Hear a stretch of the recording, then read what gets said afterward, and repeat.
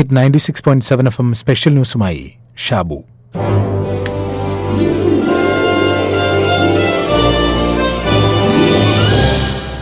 അഭിപ്രായങ്ങൾ ആവേശം പകരുന്നതാകണം എന്നു ചിന്തിച്ച് എല്ലില്ലാത്ത നാവുകൊണ്ട് എന്തും വിളിച്ചു പറയുന്ന രാഷ്ട്രീയക്കാർക്കുള്ള കൃത്യവും വ്യക്തവും ശക്തവുമായ നടപടിയാണ് മധ്യപ്രദേശ് ഹൈക്കോടതി ജഡ്ജി ജസ്റ്റിസ് അതുൽ ശ്രീധറിന്റേത്. ഓപ്പറേഷൻ സിന്ദൂറിന്റെ മുൻനിരയിലുണ്ടായിരുന്ന കേണൽ സോഫിയ ഖുറേഷിയെ ഭീകരവാദികളുടെ സഹോദരി എന്നാക്ഷേപിച്ച ബിജെപി മന്ത്രി വിജയ് ഷായ്ക്കെതിരെ കേസെടുക്കാൻ ഉത്തരവിട്ട കോടതി നടപടിയെ ജനാധിപത്യത്തെ സ്നേഹിക്കുന്ന, മതേതരത്വം ഉയർത്തിപ്പിടിക്കുന്ന, രാജ്യസ്നേഹമുള്ള ഏതൊരാളും ആദരിക്കും. കാരണം ചിലരെ സംബന്ധിച്ച് സ്വന്തം വ്യാഖ്യാന സുഖമാണ് കാഴ്ചയുടെ ആഴം തീരുമാനിക്കുന്നത്. കാലഹരണപ്പെട്ട കാഴ്ചയുമായി നടക്കുന്നവരാണ് ബിജെപിയുടെ ആ മന്ത്രി എന്ന കാര്യത്തിൽ ആർക്കാണ് തർക്കം? ഓപ്പറേഷൻ സിന്ദൂറിനെക്കുറിച്ചുള്ള വിവരണവേളയിൽ പോലും കൃത്യവും വ്യക്തവും ശക്തവുമായ ഭാഷയിൽ തീവ്രവാദത്തിനെതിരെയുള്ള രാജ്യത്തിന്റെ നിലപാട് ലോകത്തിന് മുന്നിൽ പറഞ്ഞ ആളാണ് കേണൽ സോഫിയ ഖുറേഷി. पाकिस्तान में पिछले 3 दशकों से टेरर इंफ्रास्ट्रक्चर का निर्माण हो रहा है. इसमें recruitment, indoctrination centres, training areas व लॉन्च पैड शामिल थे जो पाकिस्तान और पाक अधिकृत जम्मू कश्मीर POJK दोनों में फैले हैं. പക്ഷേ ദൌർഭാഗ്യവശാൽ വിജയ് ഷാ എന്ന രാഷ്ട്രീയക്കാരൻ സോഫിയ ഖുറേഷിയുടെ പേരു ചിക്കുകയും മതം ഏതെന്ന് പൊക്കി നോക്കുകയും മാന്തുകയും ചെയ്യുകയായിരുന്നു. അതൊരുതരം വൈകല്യമാണ്. അതിന് നിയമം നൽകുന്ന കഠിന ശിക്ഷയും മരുന്നിന്റെ ഫലം ചെയ്തേക്കും. ആരാണ് സോഫിയ ഖുറേഷി എന്നുള്ള ഒരു ചെറിയ വിവരണമെങ്കിലും ഈ രാജ്യസ്നേഹികൾ അറിഞ്ഞിരിക്കുന്നത് നല്ലതായിരിക്കും. ഇന്ത്യൻ സൈന്യത്തിന്റെ കോർപ്സ് ഓഫ് സിഗ്നൽസിലെ ആദ്യ വനിതാ ഓഫീസറാണ് colonel Sofiya Qureshi. 2016 exercise force 18 എന്ന സൈനിക അഭ്യാസത്തിനുള്ള ഇന്ത്യൻ സംഘത്തെ നയിച്ചതും സോഫിയ ഖുറേഷി ആയിരുന്നു. ഇന്ത്യ ആതിഥേയത്വം വഹിച്ച ഏറ്റവും വലിയ വിദേശ സൈനിക അഭ്യാസമായിരുന്നു ഇത്. ഗുജറാത്ത് സ്വദേശിയായ കേണൽ ഖുറേഷി ബയോകെമിസ്ട്രിയിൽ ബിരുദാനന്തര ബിരുദധാരിയാണ്. മുത്തച്ഛന്റെ പാത പിൻപറ്റിയാണ് സോഫിയ ഖുറേഷിയും സൈന്യത്തിലെത്തിയത്.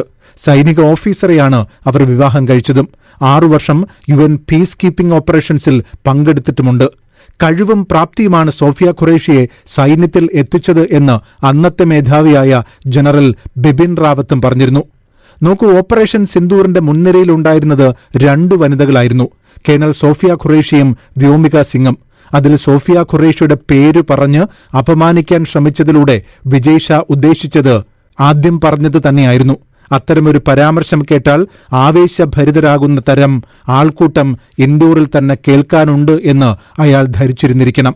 അതുകൊണ്ട് ആവേശം പകരാൻ പറഞ്ഞതാണ്.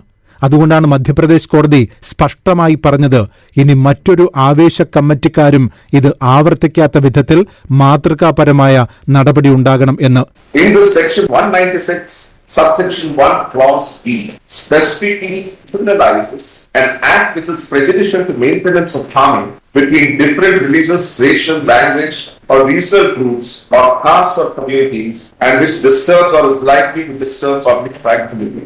Prior facing this section would be applicable as Colonel Sofia Qureshi is an adherent of the Islam of the Muslim faith, and referring to her as the sister of terrorists has the propensity. Vijay ഷായുടെ അഭിഭാഷകൻ കോടതിയിൽ വാദിക്കാൻ നോക്കിയതൊക്കെ വലിയ തമാശയായിരുന്നു. മന്ത്രിയാണ്, മന്ത്രിയുടെ വാക്കുകൾ തെറ്റായി വ്യാഖ്യാനിച്ചതാണ്, കുറച്ച് സമയം വേണം, എടുപിടിയെന്ന് തീരുമാനിക്കരുത് എന്നൊക്കെ ജഡ്ജി പറഞ്ഞത് നോക്കൂ. ഇക്കാര്യത്തിൽ ഇനി അധികം സമയമില്ല, കാരണം അത്രയ്ക്ക് അധിക പ്രസംഗമായിരുന്നു. We will put in the YouTube website links in the order. Now that you mentioned it, where the video can be seen this man speaking venom. Now that you brought it up, we add those links to the order. That anybody who wants to assert whether he's actually said it can see it. What I am respectfully submitting, your Lordship is keeping this matter for tomorrow. But at least some time may be given to us when it will. Register right now. You see tomorrow in such cases. I may not be alive tomorrow. I will be dead in God by the time. But by tonight I will be dead. My respect and submission. Some time may be given to us. നാളെ എന്നതിനെക്കുറിച്ച് ചിന്തിക്കേണ്ട കാര്യം പോലുമില്ല എന്നായിരുന്നു judge കൃത്യമായി പറഞ്ഞത്. ഒരുപക്ഷെ നാളെ ഞാൻ ജീവനോടെ ഉണ്ടാകില്ല, ഇപ്പോൾ 4 മണിക്കൂർ സമയം അനുവദിച്ചിരിക്കുന്നു എന്ന് കൃത്യമായ ഉത്തരവ്. നീതിപീഠത്തോട് ആദരവുണ്ട്. അരിഞ്ഞുവീഴ്ത്തുന്ന അഭിപ്രായ പ്രകടനം നടത്തുന്ന ആവേശ കമ്മിറ്റിക്കാർക്ക് ഇതൊരു താക്കീതാകണം. മാത്രമല്ല കാലഹരണപ്പെട്ട കാഴ്ചകളെ ബോംബിട്ട് തന്നെ തകർക്കണം.